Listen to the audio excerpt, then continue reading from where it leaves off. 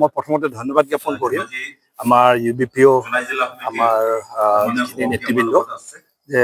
মোৰ ওপৰত বিশ্বাস অৰ্পণ কৰি আৰু এইবাৰ যি 12 অধিৱেশন আছে ইয়াত চিমেণ্ট চাপৰিত পতাৰ কাৰণে সিদ্ধান্ত গ্ৰহণ কৰিছে আৰু ইয়াৰ লগতে মোক সভাপতি হিচাপে দায়িত্ব দিছে। মই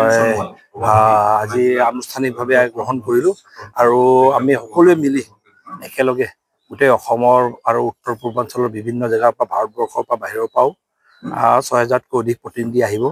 যদি আহে আমি ভালকে একেবাৰে সন্মানেৰে খুব সুন্দৰভাৱে আমি পাতিবলৈ চেষ্টা কৰিম। আমাৰ ইয়াৰ এই অঞ্চলৰ ৰাইজৰ নাম হোৱাকে আমি পাতিবলৈ চেষ্টা কৰিম আৰু মোৰ ফালৰ পৰা সকলো ধৰণৰ আৰু যেনেকে পাতিলে ভাল হ'ব সকলো ধৰণে মই প্ৰচেষ্টা চলাই এইটো সফল এটা অধিৱেশন হিচাপে প্ৰতিষ্ঠা কৰাৰ কাৰণে আমি চেষ্টা কৰিম। खौसेथि बर' सुबुं आफादनि 12थि बोसोरारि जथुमा बे बोसोरारि जथुमाखौ सानजारि नोगोर सिमेन्ट सापुरि धेमाजि जिल्लानि बे हालामाव फैगौ 2026 मायथाइनि जानुवारिनि 5, 6 आरो 7 खालाराव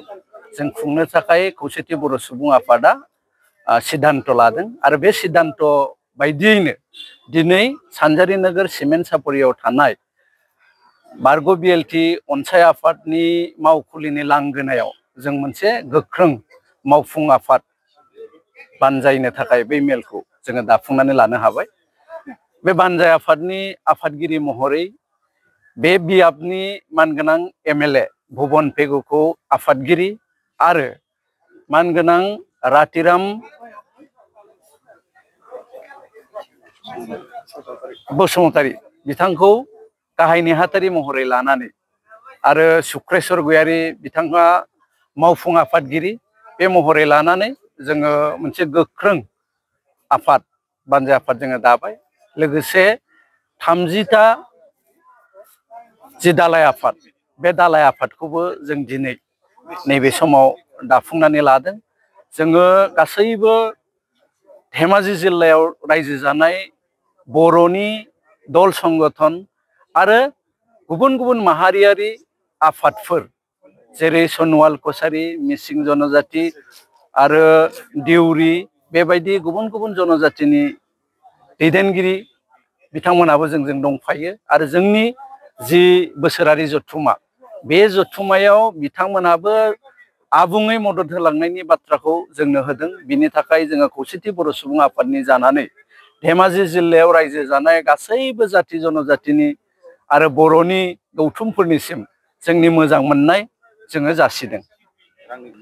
रांनि बेलायाव जोङो दासिमहालागै फाइनाल बिदि बाजेट जोङो खालामथ'वाखै। बानजाय आफादा निश्चय साननैसो उनाव जिरायनानै बिथांमोनहा प्लान पलिसि लागोन मारैहाय लांगोन जथुमाखौ बेसेबां बाजेटनि खुंफुंगोन बिथांमोना निश्चय बिनि सायाव आबुङै रायलायनानै मोनसे सिद्धान्त लागोन। दासिमहालागै जोङो बिनि सायाव खुनु सिद्धान्त लाथ'वाखै। बोसोरारि जथुमाफोरखौ गुबुन गुबुन समाव गुबुन गुबुन जिल्लायाव जोङो जिल्ला आफादफ्रा बिनाय रोखोमै होयो। देग्लाय धेमाजि जिल्लायाव रायजो जानाय बर'फ्रा जिहेतु जोंनि जथुमाखौ खुंनो लुगैदों आरो बिथांमोनहा बर'नि गोबां जेंनाफोर बे जेंना जेंसिफोरखौ खाथिनिफ्राय थानानै रायलायनो जिहेतु धेमाजि जिल्लानि रायजोफ्रा गोसो बे हिसाबै जों धेमाजि जिल्लायाव एबारनि जथुमाखौ खुंफैदों। जोंहा गुबुन गुबुन बोसोरफ्राव जोङो जिबायदि आलासिफोर हांख्रायो एबारबो बेबायदि आलासिफोर थागोन। गाहायै जोंनियाव थान्दै महरै नेपाल, वेस्ट बेंगल, त्रिपुरा, बांलादेश बेफोरनिफ्राय आलासि महरै जोङो हांख्रायो। एबारबो जोङो हांख्रायनायनि थिरांथाखौ लादों।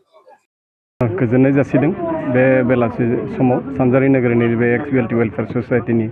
नैबे लांगोनायाव जि जोंनि खौसेथि बर' सुबुं आफादनि खुंगा 12थि बोसोरारि जथुमा जागोन। बे जथुमायाव दिनै खौसेथि बर' सुबुं आफादा फैनानै मोनसे बानजाय आफाद दाफुंनानै होफैबाय। जोङो बरायनानै लादों सानजारि नोगोर सिमेन्ट सापुरिनि जानानै। दा बेवहाय जोङो बेनिखायनो जोङो सिन्था खालामदों जे जोंहा सिमेन्ट सापुरि हिसाबै बा सानजारि हिसाबै बा धेमाजि जिल्ला हिसाबै जोंहा मोनसे गिलिर बिबान गोग्लैबाय। आसामनि गोबांथार जिल्लानिफ्राय गोबांथार बर' सुबुंफोरखौ गोबांथार बर' दैदेनगिरिफोरखौ जों जिहेतु बेवहाय बरायनांसिगोन मिटिं खुंनो मोनसे मोजां परिबेस खालामना होनांसिगोन। दा बेनिखायनो जोङो दिनैनिफ्राय सानजारि नोगोरनि मानसिफोरा बा जोंनि धेमाजि जिल्लानि मानसिफोरा गासैबो एसे साखा-फारा जानानै बेखौ बरायनो थाखाय जोङो रेडि जानांसिगोन आं बेखौनो खावलायदों आरो बेनि गेजेरजोंनो बयखौबो आं खावलायनो सानदों जे जोंनि ओनसोलाव थानाय गासैबो संगठनफोराबो दिनै जिहेतु खोब मोजाङै बाहागो लानायखौ नुनो मोनदों जोंनि बर' फरायसा आफाद आइजो अनसाय आफाद हारिमु आफाद XPLT सारेन्डार NDF बे गासैबो आफादफोरा दिनै बे बानजाय आफाद दानायाव बाहागो लादों बेनिखायनो आं गोजोननाय मोनदों बेनि थाखाय बिथां गासैबो आफादफोरनो आंनि गोजोननाय आरो मोजां मोननायखौ आं जासिबाय आरो जोङो जोंनि इउनिटिनि थाखाय बेफोर खामानि मावनायनि दरखार दं इयुनावबो जों बेखौ मावलांनांगोन आरो बे कनफारेन्सनि गेजेरजों जे जोंनि बे ओनसोलनि इउनिफिकेसननि खोथाखौ जोङो बेजोंनो इस्टाब्लिश खालामनो नाजागोन आरो खालामनो नाजानांगौ बेखौनो आङो खावलायनो सानो बेयाव जुदिबा आंनि माने माबा नङा मा होनो बेखौ साबजेक्ट नङा अब्लाबो काउन्सिलजों नांथाबना थानाय हिसाबैहाय मोनसे खोथाखौ बुंगोन जोङो काउन्सिलनिफ्राय जों गासै गं 8टा जायगायाव गं 8 जिल्लायाव बर' राव रोङै सुबुंफोरनि थाखाय मोनसे माने बर' राव सोलोंथाइ मिरु जों गायसनदोंमोन बे गायसननाय हिसाबै जों दासिमहाय गासै गंथा मिरु जोंनि राव सोलोंथाइया प्राय कमप्लिट जानायनि लामायाव आरो गंनैसो मिरुआ दासिमबो माने एसे माबा माबि जाहोनो थाखाय फोरोंगिरि गैयै जाहोनो थाखाय जाफुंसारनो हायाखै बेखौबो जोङो नैबे एप्रिल दाननि गेजेरावनो खुंथाया बेखौ मावफुंनो नाजाबाय थादों जों आसा खालामदों बेनि गेजेरजों जोंनि राव रोङै जायफोर ओनसोलनि बर'फोर बेजों मोजां रोखोमनि मोनसे रेसपन्स होनानै रावखौ सोलोंनो हागोन जों बेखौ मिजिंथिनो हादों खुंथाया आरो भबिष्यत दिनावबो खुंथायनि जि दैदेनगिरिफोर जायफोर बिबानाव दं बिथांमोना